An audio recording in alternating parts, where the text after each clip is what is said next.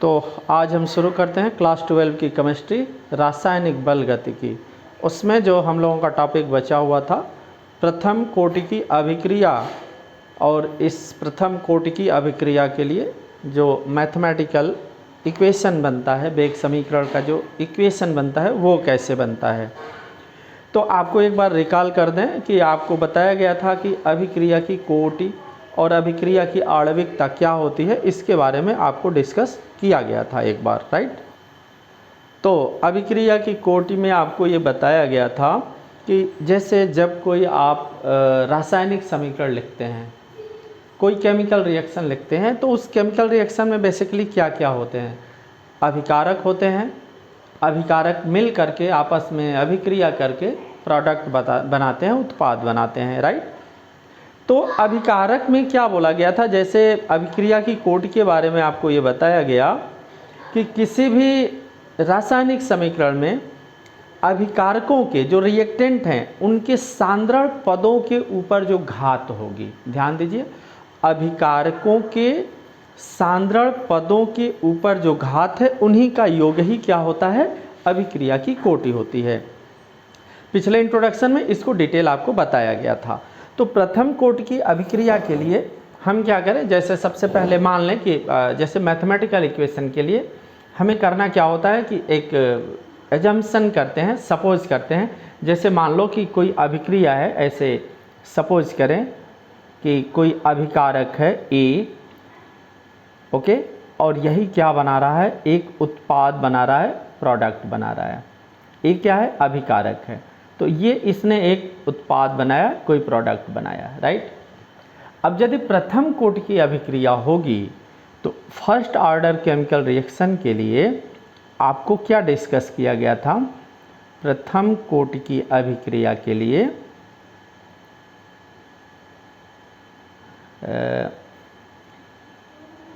Rate of reaction क्या लिखा हुआ था, कैसे था, रेट, अभिक्रिया की दर, रेट के बारे में क्या आपको बताया गया था, ये किसके अनुक्रमानुपाती होगी। तो आपको बताया गया कि ये प्रथम कोटि की जो अभिक्रिया होगी ये अभिकारक के सांद्रण पदों की एक घात के ऊपर निर्भर करेगी। तो रेट जो है किसके प्रोपोर्शनल होता है, ये प्रोपोर्शनल होता है कि ये जो अभिकारक है ए, इसके सांद्रता के लिए हम बड़े ब्रैकेट में कर लिए, इसके एक घात मतलब इसका 1 पावर, तो 1 पावर तो हम लिखते नहीं है, या मतलब चाहो तो ऐसे मेंशन कर लो। प्रथम कोटि की अभिक्रिया के लिए यही हुआ, यानी कि तुम देखो रेट इक्वल टू करोगे तो एक कांस्टेंट दोगे, वेग स्थिरांक दोगे के, और यहाँ पर हो गया ए, यही तो हुआ था ना। अच्छा, अब इसमें ज़रा देखें, हम इसमें ये कह सकते हैं कि इस प्रकार की जो अभिक्रिया का वेग होगा वो अभिकारकों के सांद्रण के अनुक्रमानुपाती होगा। यहाँ से क्लियर हो रहा है ना, रेट किसके अनुक्रमानुपाती हो रहा है, सांद्रण, अभिकारकों के सांद्रण के ऊपर। तो हम कह सकते हैं कि प्रथम कोटि की अभिक्रिया में अभिक्रिया का वेग अभिकारकों के सांद्रण के समानुपाती होता है। क्या मैंने बोला, प्रथम कोटि की अभिक्रिया में अभिक्रिया का वेग अभिकारकों के सांद्रण के समानुपाती होता है, राइट। यदि हम अभिकारक के सांद्रण को दोगुना कर दें, जैसे मैंने यहाँ लिखा है ना, अभिक्रिया में, इस प्रकार की अभिक्रिया में अभिक्रिया का वेग अभिकारकों के सांद्रण के समानुपाती होता है। यदि अभिकारकों के सांद्रण को ट्वाइस कर दो, 2 गुना कर दो, तो अभिक्रिया का वेग भी क्या हो जाएगा, 2 गुना हो जाएगा। इसको याद रखना, क्या, अभिकारक के सांद्रण को 2 गुना करने पर अभिक्रिया का वेग भी क्या हो जाता है, 2 गुना हो जाता है। अब इसमें जैसे हमने एक एग्जाम्पल दे दिया, मान लो C2H5Cl यानी कि एथिल क्लोराइड है, ये किस में टूटा, C2H4 + HCl में टूट गया। तो जो प्रायोगिक वेग नियम कहता है वो क्या कहता है कि यहाँ पर जो रेट है, अभिक्रिया का वेग है, वो किस पे डिपेंड कर रहा है, के, ये तो कांस्टेंट हो गया, C2H5Cl यही तो अभिकारक है ना, C2H5Cl, ये कितना मोल है, एक ही मोल है। तो यहाँ पर हम ये कह सकते हैं कि यहाँ पे जो कोटि होगी, अभिक्रिया की जो कोटि होगी वो क्या होगी, 1 होगी। ये एग्जाम्पल आप दे सकते, और भी बहुत सारे एग्जाम्पल आप दे सकते हैं। जैसे दूसरा भी एग्जाम्पल आप ले लो, जैसे चाहे तो आप इसको ले लीजिए, क्या ले लिया जाए, H2O2, हाइड्रोजन पेरोक्साइड ले लिया जाए, H2O2 ले लिया जाए, राइट। H2O2 किस में तोड़ दो, ये टूट जाएगा वाटर मॉलिक्यूल में, प्लस 1/2 O2। 1/2 O2 याद रखना, इसे नेसेंट ऑक्सीजन है ना, वो नवजात ऑक्सीजन कहते हैं, इस पर डिस्कस होगा बाद में। फिलहाल यहाँ पर यदि देखें तो जो अभिकारक है उसका एक ही मोल लिया हुआ है, तो यहाँ पर जो रेट होगा वो किसके इक्वल होगा या किसके प्रोपोर्शनल होगा, H2O2। इसका देखो एक ही घात है, यानी कि यहाँ पे अभिक्रिया की कोटि क्या होगी, एक होगी, राइट। ये बात समझ में आ रही है आपको। तो ये तो सिंपल कुछ एग्जाम्पल हो गए। अब हम यहाँ पर क्या देख लें, यहाँ पर देख लेते हैं अगला टॉपिक। इसी में जो वेग स्थिरांक है, ये जो k है, ये जो k कांस्टेंट है, वेग स्थिरांक जो है, इसका यूनिट क्या होगा, मात्रक क्या होगा। आप इसको याद रखेंगे कि शून्य कोट की अभिक्रिया के लिए k का मात्रक कुछ और होगा, प्रथम कोट, द्वितीय कोटि, तृतीय कोट के लिए k का मात्रक अलग अलग होगा। तो प्रथम कोट की अभिक्रिया के लिए, प्रथम कोट की अभिक्रिया के लिए k का जो मात्रक होगा उसको हम यहाँ से डिटरमाइन कर लेते हैं। कैसे करेंगे, प्रथम कोट की अभिक्रिया के लिए जैसे क्या लिखा है, रेट इक्वल टू k, ये क्या है, अभिकारक की सांद्रता है। तो k बराबर हम क्या लिख सकते हैं यहाँ से, जैसे हमने क्या लिखा है, रेट इक्वल टू k जो वेग स्थिरांक है और ये अभिकारक की सांद्रता। यहाँ से यदि हम k इक्वल टू लिखें तो क्या हो जाएगा, रेट अपान ए का मतलब क्या, सांद्रता, अभिकारक की सांद्रता। ये क्या बता रहा है, ये सांद्रता बता रहा है। ओके, अब जरा देखो, रेट की यूनिट आपको पहले ही बताई गई थी, क्या, सांद्रता मतलब कंसंट्रेशन पर सेकेंड, यानी कि टाइम इनवर्स, ठीक है ना। फिर से समझिए मैंने क्या बोला, रेट की यूनिट क्या है, कंसंट्रेशन टाइम इनवर्स, और नीचे क्या है, सांद्रता है, यानी कि यह क्या है, कंसंट्रेशन है। कंसंट्रेशन कट जाएगा, यहाँ पर यूनिट क्या मिल जाएगी, टाइम इनवर्स, राइट। तो यहाँ पर आपको मिल जाएगा जो प्रथम कोट की अभिक्रिया है उसमें वेग स्थिरांक k का मात्रक टाइम इनवर्स, यानी टाइम इनवर्स का मतलब क्या हो सकता है, second inverse, minute inverse, hour inverse, यही तो हो सकता है ना। तो याद रखना, अर्थात प्रथम कोट की अभिक्रिया के लिए k का मात्रक जो हमें मिला, टाइम इनवर्स का मतलब क्या, सेकेंड इनवर्स, या क्या कह सकते हो, यदि मिनट में है तो मिनट इनवर्स, या क्या हो, यदि आवर है, घंटा है तो आवर इनवर्स, यही तो हो जाएगा ना, ये होते हैं। ठीक है, ये बात समझ में आ गई। अब हमारा अगला टॉपिक क्या इसमें कर लिया जाए, अगला टॉपिक हम लोग कर लेते हैं ये जो प्रथम कोट की अभिक्रिया के लिए वेग समीकरण है, जो बेसिकली हमने टॉपिक लिख रखा है, उस टॉपिक को डिस्कस करते हैं, राइट। तो यहाँ पर देखें क्या क्या हम डिस्कस करने जा रहे हैं, मैथमेटिकल इक्वेशन निकालने जा रहे हैं। प्रथम कोट की अभिक्रिया के लिए हम क्या निकालने जा रहे हैं, वेग समीकरण निकालने जा रहे हैं, राइट। अब जरा देखो, प्रथम कोट की अभिक्रिया के लिए क्या हमने मान रखा था शुरू में, माना ये जो अभिकारक है यही क्या बना रहा है, प्रोडक्ट बना रहा है, यही प्रोडक्ट बना रहा है। अब हम क्या मानते हैं, जैसे शून्य कोट की अभिक्रिया में हमने सपोज किया था, जैसे ये माने जो अभिकारक A है उसकी प्रारंभिक सांद्रण कितने हैं, प्रारंभिक सांद्रता कितनी है, A0, ऐसे तो हम लिख लेते हैं, माना अभिकारक A की प्रारंभिक सांद्रता, अब यहाँ से थोड़े ध्यान से देखो, A की प्रारंभिक सांद्रता हमने क्या मान लिया, A0, ये हो गया। A का प्रारंभिक सांद्रण क्या है, A0 है। अब क्या है, अभिक्रिया मान लो स्टार्ट हो गई, इसी समय जब अभिक्रिया शुरू होने जा रही है, मीन्स अभिक्रिया हुई नहीं है, उस समय इस अभिकारक का सांद्रण कितना है, A0 हमने मान रखा है। अब जब अभिक्रिया होगी तो उसमें कुछ समय लगेगा ना अभिक्रिया होने में, तो फिर हम माने कि t समय बाद, क्या मान रहे हैं, t समय अंतराल के बाद। अब जाहिर सी बात है जब अभिकारक मिलके प्रोडक्ट बनाएंगे तो अब जैसे जैसे रिएक्शन होगा अभिकारक के सांद्रण बदलेंगे। तो t समय बाद हम मानते हैं A का जो सांद्रण है वो कितना हो जा रहा है, जैसे प्रारंभिक तो A0 है, t समय बाद हमने माना कि इसका सांद्रण A हो जा रहा है। ठीक है, यहाँ तक तो मेंशन हो गया। अब जरा देखो प्रथम कोटि की अभिक्रिया में आपको पता है अभिक्रिया का वेग क्या होता है, अभिकारक A के सांद्रण के समानुपाती होता है ना। प्रथम कोटि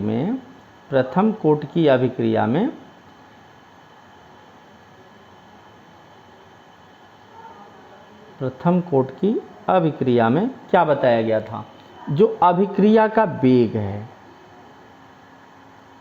अभिक्रिया का वेग, इस वेग को किससे निरूपित किया गया था, याद करिए dA/dt है ना। और ये इसका क्या लिया हुआ था, नेगेटिव, उसमें डिस्कस किया हुआ था कैसे क्या था ये। तो अभिक्रिया का वेग क्या होता है, -dA/dt। ये क्या होगा, प्रथम कोटि की अभिक्रिया में अभिकारक के सांद्रण के समानुपाती होगा, यही तो बताया गया। यानी कि -dA/dt जो है क्या होगा, समानुपाती होगा किसके, अभिकारक के सांद्रण पे, ए के जो अभिकारक के है उसके सांद्रण के समानुपाती होगा। ठीक है, अब हम क्या लिख दें, इसलिए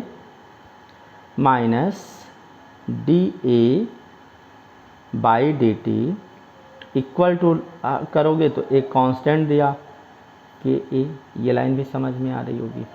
अब क्या है, जैसे देखो dA है और यहाँ पर A आया हुआ है, तो dA और A को एक पास रखते हैं। तो जब हम dA और A को एक पास रखेंगे तो हम इसको इस तरह से मेंशन कर दें कि -dA/A, इस तरह से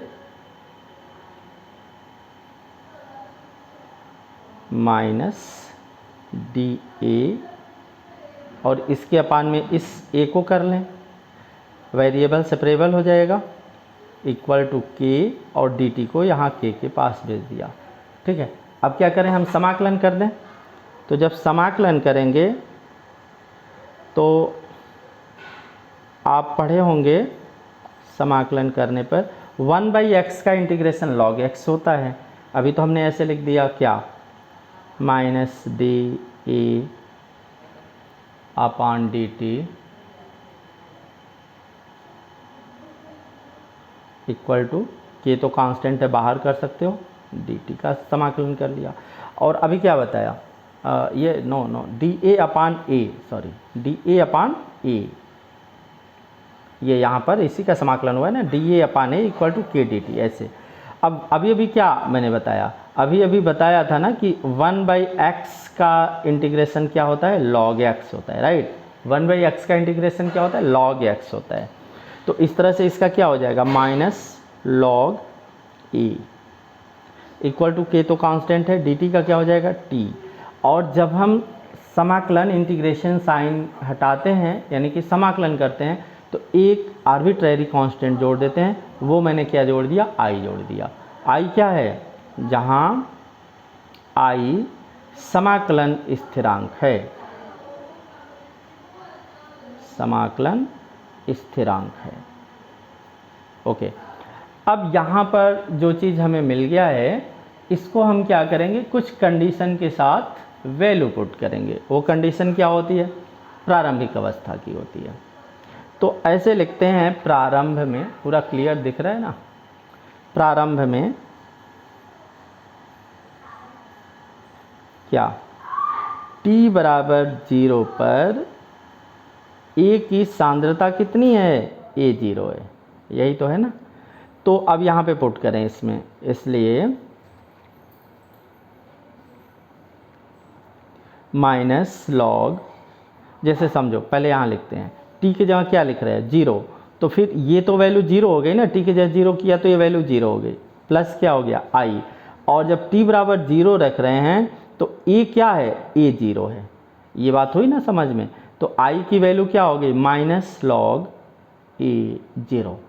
यही रख देते हैं इस समीकरण में, इसको समीकरण 1 मान लो। तो समीकरण 1 से क्या मिल जाएगा हमें, minus log A equal to K T plus I, और आई की जगह पर हमको क्या मिल गया, माइनस लॉग ए 0। ठीक है, अब हम क्या करें, अब हम देखें ज़रा यहाँ पे देखो भाई,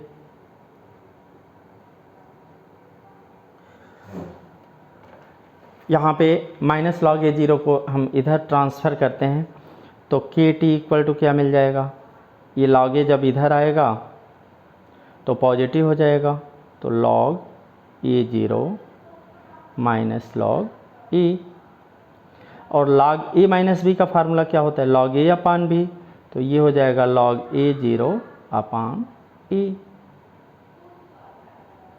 तो इस तरह से के टी की वैल्यू हमें क्या मिल गई, आप ये लिख सकते हैं ना, therefore log A 0 upon A equal to K T. अच्छा, यहाँ बेस क्या लिखा हुआ है, कोई बेस नहीं है तो हम क्या बेस मानते हैं, ई बेस मानते हैं। यदि हम यहाँ से ई को हटाएं, यानी कि लॉग को हटाएं, यदि हम ई को मतलब क्या लॉग हटाएं, तो ये एक रूल लॉगरिथम का है कि जब हम इसको हटाएंगे तो ये जो बेस ई है ना, इसी पर पावर ये हो जाएगा कौन, के टी, तो ई to the power K T. ठीक है,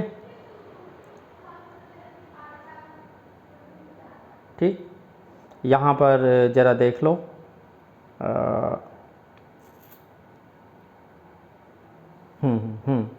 ठीक है, तो यहाँ से क्या मिल जाएगा, यहाँ से मिल गया हमको A 0 equal to A into E to the power K T. एक काम कर लो, इसको रिवर्स कर लो, मतलब ए को ऊपर कर लो, ए 0 को नीचे कर लो, तो हम यहाँ पर ऐसे भी तो लिख सकते हैं ना, ए अपान ए 0 इक्वल टू, जैसे क्या मैंने किया, डेनोमिनेटर नोमिनेटर को चेंज किया, ये जो नीचे था ए उसको ऊपर किया, ए 0 को नीचे किया, तो यहाँ जब देखोगे तो अपान 1 मानोगे तो 1 ऊपर हो जाएगा, ई to the power K T नीचे हो जाएगा, और फिर जब ई to the power K T को ऊपर ले जाओगे तो ये क्या हो जाएगा, ऐसे हो जाएगा। ठीक है ना, अब फिर यहाँ से क्या मिला, a equal to a 0 e to the power minus k t. ये लाइन समझ में आ गई, इसे भी इक्वेशन 2 कर लो। तो ये अभी हमको क्या मिला, यहाँ पर एक समीकरण मिला, इसको थोड़े सा हम और सिस्टमेटिक कर लेते हैं। पहले तो एक पिक ले लीजिए आप ताकि क्लियर हो जाए। देखो यहाँ से शुरू है ये पूरा, तो एक पिक यहाँ पे ऐसे ले लो, क्लियर आ रहा है, हाँ, एक पिक यहाँ पे ले लीजिए,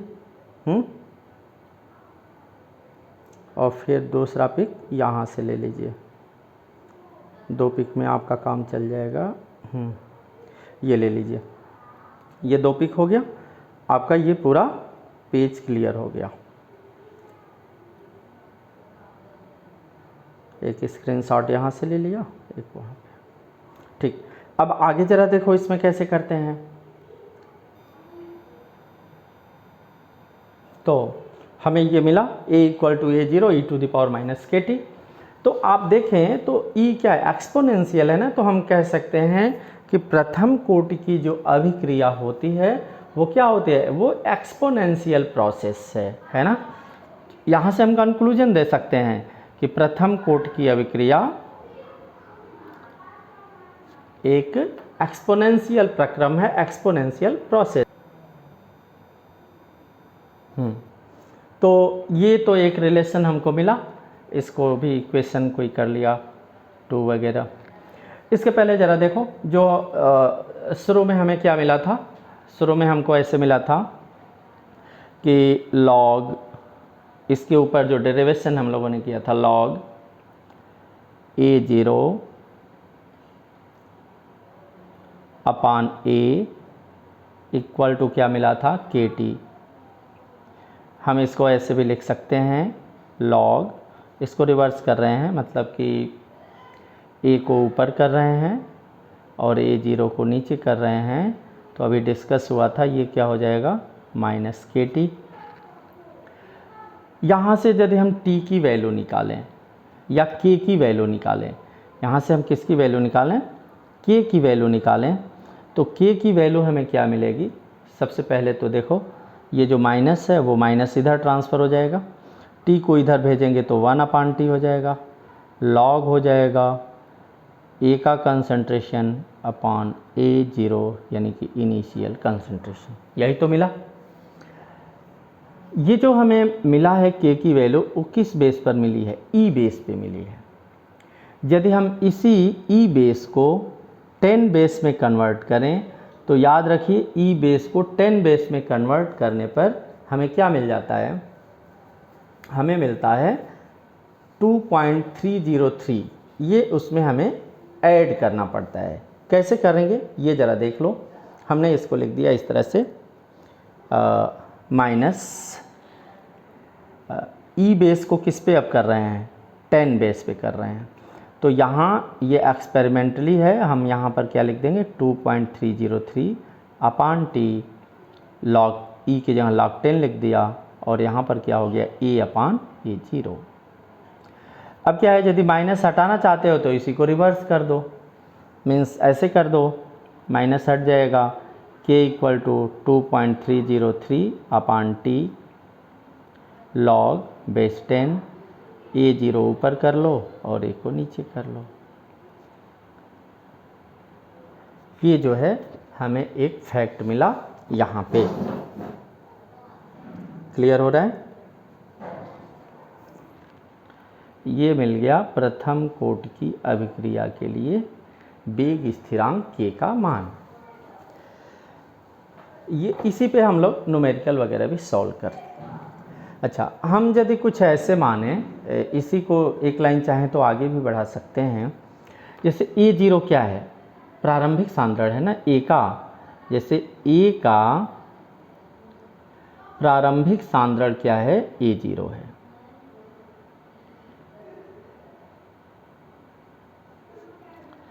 और ये जो A0 है, यदि हम मान लें कि ये स्मॉल है, सांद्रण है ना, तो लिख दो मोल पर लीटर, यानी कि मोल लीटर इनवर्स। ए का प्रारंभिक सांद्रण जो A0 लिखा है, उस समय हम प्रारंभिक सांद्रण कितना मान ले रहे हैं, A मान रहे हैं, A मोल पर लीटर मान ले रहे हैं। और T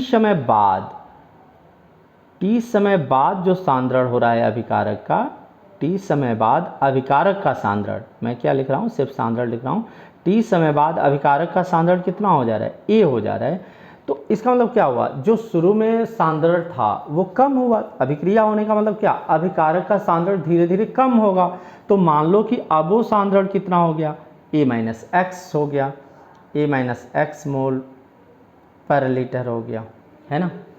तो हम इसी K का मान कैसे लिख सकते हैं, तो इसलिए K बराबर क्या लिख सकते हैं, 2.303/T log बेस 10, A0 के अपान की जगह पर A रख दीजिए और A की जगह पे A-X रख दीजिए। तो हम चाहें तो ऐसे भी कर सकते हैं, राइट। ये तो हमारा पूरा डेरिवेशन हो गया। एक आप स्क्रीनशॉट यहाँ ले लीजिए, ये आपका हो गया पूरा मैथमेटिकल डेरिवेशन। अब हमको क्या देखना है, वैसे एग्ज़ाम में जो थ्योरेटिकल पोर्शन होता है पूरा का पूरा आपको बता दिया गया है। आप एक बार थॉरोली पढ़ लीजिए, स्क्रीनशॉट ले लीजिए, उसका नोट्स बना लीजिए, आपका काम हो जाएगा। अब इसमें क्या बच रहा है, कुछ न्यूमेरिकल्स पूछ देते हैं। तो जैसे मैं एक न्यूमेरिकल मेंशन कर रहा हूँ, उसको देखिए कैसे न्यूमेरिकल पूछे जाते हैं, वैसे ही पूछा जाएगा, बहुत आसान होता है, देख लीजिए। हाँ, ये क्वेश्चन है, किसी प्रथम कोटि अभिक्रिया में प्रारंभिक सांद्रण का 0.6 मोल पर लीटर से 0.4 मोल पर लीटर में परिवर्तन 5 मिनट में होता है, तो प्रारंभिक सांद्रण के 0.3 मोल पर लीटर होने में कितना समय लगेगा। ओके, तो सबसे पहले यहाँ ध्यान दीजिए, 0.6 मोल से 0.4 मोल हो रहा है, इन और कितने समय में, 5 मिनट में हो रहा है। तो इसके सहायता से हम किसका मान निकाल लें, K का मान निकाल लें, और फिर से ये वैल्यू रखकर के की वैल्यू रख करके फिर किसकी वैल्यू निकाल लेंगे, टी की वैल्यू निकाल लेंगे इस केस के लिए। तो सबसे पहले हम क्या लिख दें, के बराबर क्या होता है, के की वैल्यू, के बराबर आपने पढ़ रखा 2.303 बाई टी लॉग बेस 10 है A0/A, यही तो पढ़ रखा है। अब इसको यदि तुम सॉल्व करो तो क्या लिखेंगे भाई, 2.303/T, हम के निकालने जा रहे हैं तो T कितना समय लग रहा है, 5 मिनट, तो हमने T की जगह 5 लॉग बेस 10 है A0 मतलब क्या, प्रारंभिक सांद्रता। प्रारंभिक सांद्रण कितना बता रखा, 0.6, और फिर 5 मिनट बाद कितना उसका हो जा रहा है सांद्रण, 0.4, राइट। तो के का मान क्या होगा, तो आप देखें 2.303 बाई 5 लॉग बेस 10 और 0.6 बाई 0.4 है। अब यहाँ पर जब ये क्वेश्चन आएगा तो आपको लॉग टेबल ही देगा, जैसे पॉइंट हट जाएगा, 2 से कट जाएगा तो log 3/2 हो जाएगा ना ये वाली वैल्यू।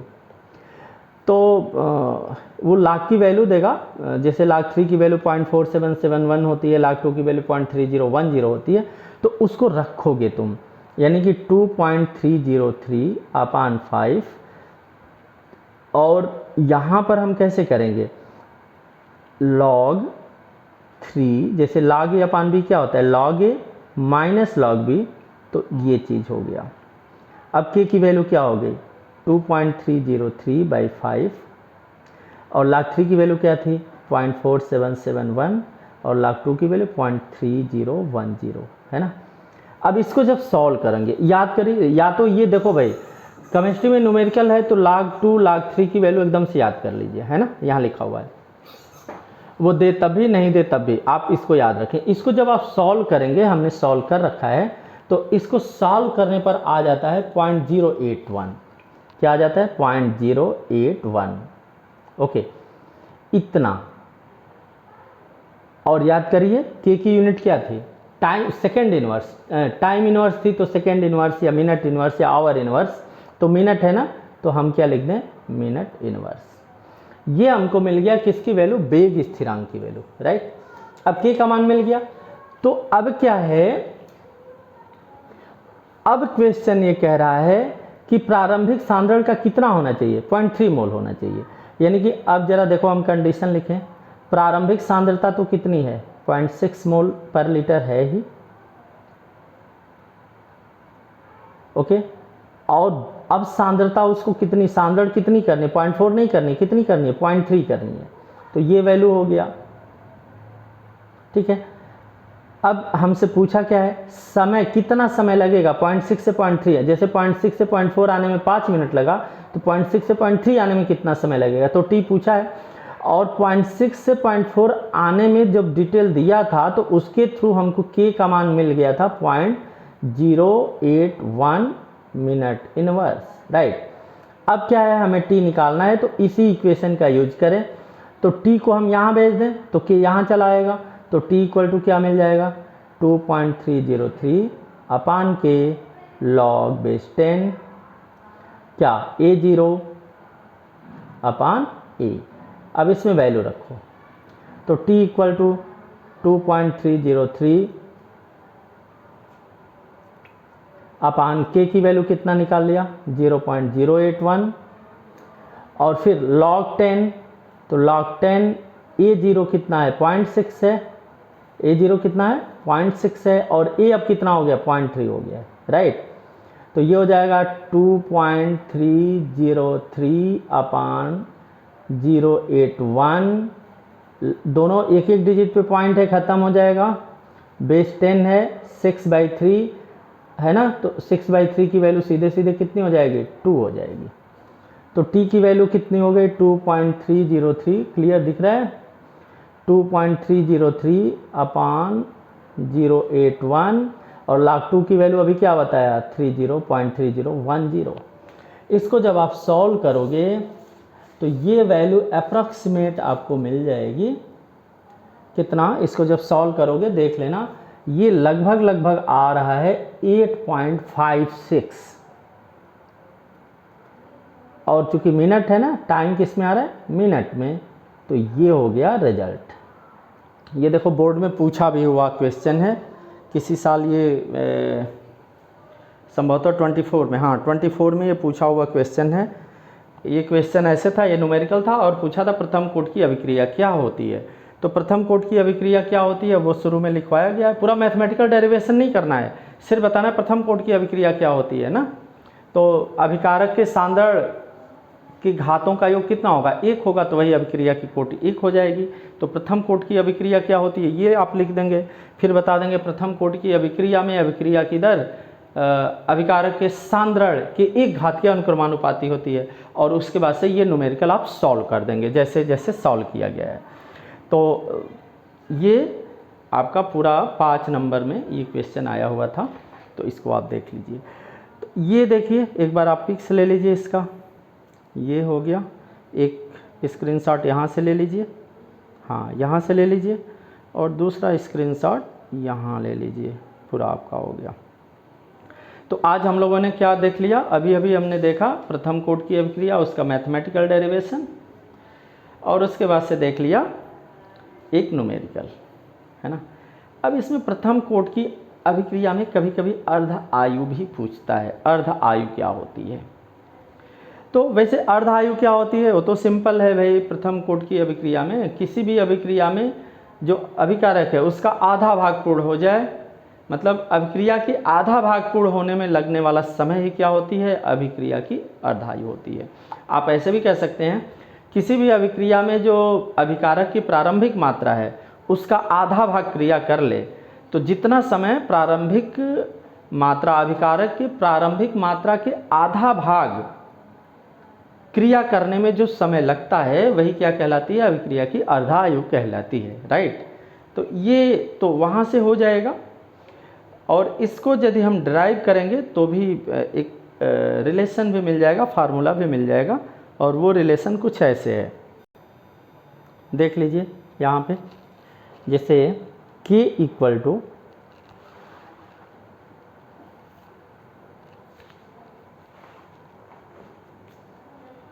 हाँ देखो k इक्वल टू प्रथम कोटि की अभिक्रिया में k इक्वल टू आपने पढ़ रखा 2.303 by T, right, log base 10, और क्या था, प्रारंभिक सांद्रता अपान टी समय बाद सांद्रता, यही तो पढ़ रखा था। हमारा टॉपिक क्या है, अर्ध आयु। हमारा जो टॉपिक है प्रथम कोटि की अभिक्रिया के लिए अर्ध आयु, ये टॉपिक चल रहा है। तो अर्ध आयु का हम ऐसे इसमें कर लेंगे, जैसे अभी आपको डेफिनेशन बताया गया कि प्रारंभिक सांद्रता की आधी हो जानी चाहिए, यानी कि प्रारंभिक सांद्रता क्या है, A0 है, तो अर्ध आयु में T समय बाद जो सांद्रता होनी चाहिए वो जो प्रारंभिक सांद्रता है उसकी आधी, A0/2 हो गया। ये बात समझ में आ गई। और चूंकि अर्ध आयु है इसलिए T का सिंबल हम यहाँ क्या लिख देते हैं, T हाफ लिख देते हैं, मतलब ये अर्ध आयु को रिप्रेजेंट करता है, राइट। तो यहाँ से जरा देखो, इस समीकरण 1 से T का मान हम क्या निकालेंगे, 2.303 अपान के log base 10 A0 upon A, यही तो लिखा है ना, क्लियर दिख रहा है। तो T इक्वल टू, अब हाफ लाइफ टाइम के लिए, हाफ लाइफ के लिए आप T की जगह T हाफ लिखेंगे, 2.303 हो गया, K हो गया, लॉग ऊपर तो A0 हो गया, और नीचे A का मान क्या हो गया, A0/2, तो ये बाई 2 कहाँ चला जाएगा, ऊपर चला जाएगा। अब देखो ये A0 तो कट जाएगा ना, तो कितना मिल गया, 2.303 अपान के लॉग 2, दिख रहा है। तो T हाफ का मान मिल गया, जरा देखो यहाँ पे 2.303 अपान के, और अभी अभी मैंने बताया log 2 का मान आपने क्या पढ़ रखा, 0.3010, तो टी हाफ की वैल्यू क्या कर लिया जाए, टी हाफ की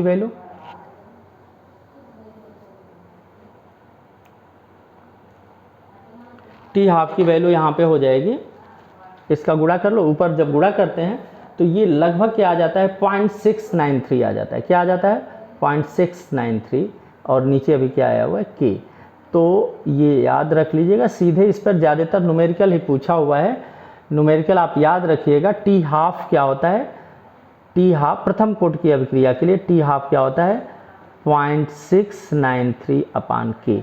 जब भी ये पूछेगा याद रखिए, उसमें ऑलमोस्ट क्वेश्चन में देखिएगा वेग स्थिरांक के का मान दिया रहेगा, ऐसे दिया रहेगा किसी प्रथम कोटि की अभिक्रिया के लिए वेग स्थिरांक का मान कुछ है दिया है, तो उसके अर्धायु की गणना कीजिए। तो आप सीधे सीधे इस फार्मूले को यूज कर लेंगे, टी हाफ इक्वल टू 0.693 अपान के की वैल्यू रख लेंगे और डिवाइड कर लेंगे, जितना आएगा वही उसके क्या आ जाएगा अर्धायु आ जाएगी। जैसे एक एग्जाम्पल, एक क्वेश्चन पूछा हुआ था, ये भी 2 साल पूछा हुआ क्वेश्चन है। वो क्वेश्चन ये है कि प्रथम कोटि की अभिक्रिया में यदि वेग स्थिरांक का मान 5 ईयर्स पर इनवर्स, मतलब 5 ईयर्स इनवर्स है, तो अभिक्रिया की अर्धायु बताओ। क्वेश्चन सुन लिया, मैं नोट नहीं कर रहा हूँ। क्या मैंने बोला, प्रथम कोटि की अभिक्रिया में वेग स्थिरांक का मान, के का मान दिया हुआ है 5 ईयर्स इनवर्स, 5 ईयर्स इनवर्स दिया हुआ है। तो फिर क्या पूछा है, टी हाफ का मान पूछा है, सीधे सीधे ये 2 साल पूछा हुआ क्वेश्चन है। तो सीधे सीधे आप क्या लिख देंगे, टी हाफ इक्वल टू प्रथम कोटि की अभिक्रिया के लिए तो सीधे लिख देंगे, राइट। अब ये हो जाएगा 0.693 अपान के जगह पर क्या लिख देंगे 5। अब इसको सॉल्व कर दीजिए, इसको सॉल्व कर देंगे तो ये लगभग आ जाएगा ऐसे, पॉइंट है तो पहले पॉइंट आ गया, 5 1 जा 5, 119, 5 3 जा 15, 4 43, 5 8 जा 40, 360, 5 6 जा 30, ये हो गया, इतना आ गया। तो टी हाफ की वैल्यू क्या हो गई, टी हाफ की वैल्यू इतना साल, चूँकि ये के का मान इतना ईयर्स दिया हुआ है ना, तो टी हाफ की वैल्यू इतनी ईयर्स आएगी, है ना। तो इसको हम ऐसे लिख दें कि पॉइंट को अमूमन पॉइंट के बाद, पॉइंट के पहले कोई डिजिट नहीं है, तो पॉइंट के पहले एक डिजिट होती है, यानी कि 1.386 ऐसे लिखना है। तो आपने वैल्यू क्या किया, दशमलव को एक स्थान राइट की तरफ शिफ्ट किया है ना, तो जब एक स्थान राइट की तरफ शिफ्ट कर देंगे तो जितना स्थान राइट जाता है दशमलव उतना घात माइनस हो जाता है, 10⁻⁻1 ईयर, इतना हो जाएगा ना, इतना साल लग गया आपका। तो के का मान यदि 5 ईयर इनवर्स है तो टी हाफ कितना होगा 1.386 इंटू 10⁻⁻1 ईयर, इतना होगा। तो ये समझ लीजिए पूरा जो है आपका रासायनिक बलगतिकी पूरा ख़त्म हो गया। कुछ न्यूमेरिकल्स और भी हम देख लेंगे, यदि होगा तो आपको बता देंगे।